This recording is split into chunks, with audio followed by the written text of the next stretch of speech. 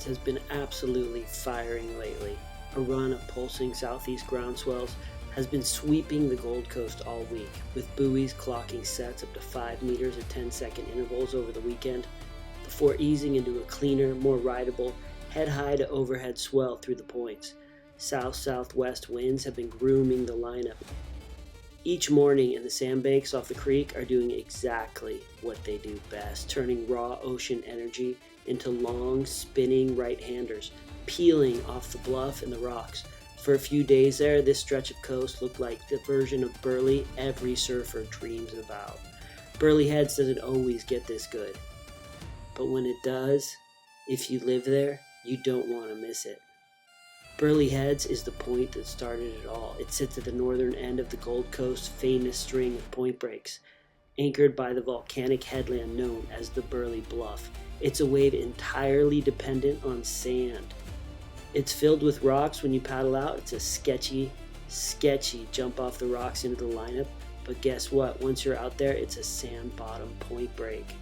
The fine river sediment pushed up out of the creek builds the banks that give Burleigh its shape, meaning the break can shift from a fat, workable right to one of the most mechanically perfect waves on the planet, depending on how the sand's sitting that season.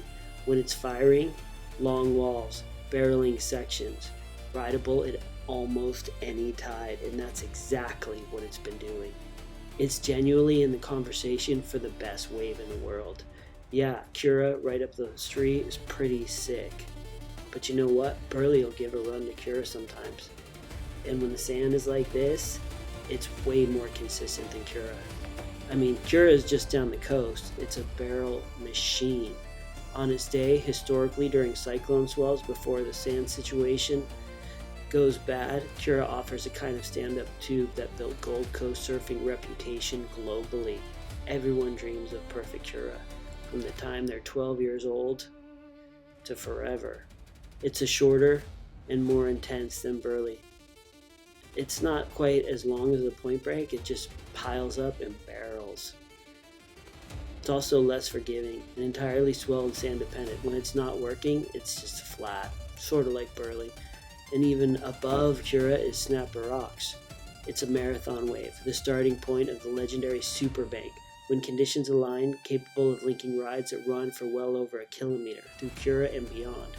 But the Snapper is more crowded and more competitive in the water than Burleigh, reflecting its status as the WCT venue and a proving ground for the world's best.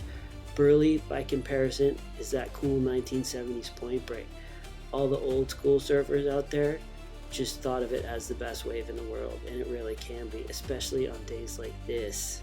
It's more consistent, more classically shaped of the three, a true point break in the old school sense, less reliant on the extreme sandbank alignment that makes Kirra and the Super Bank either mind-blowing or non-existent. It rewards positioning and patience over all-out barrel hunting.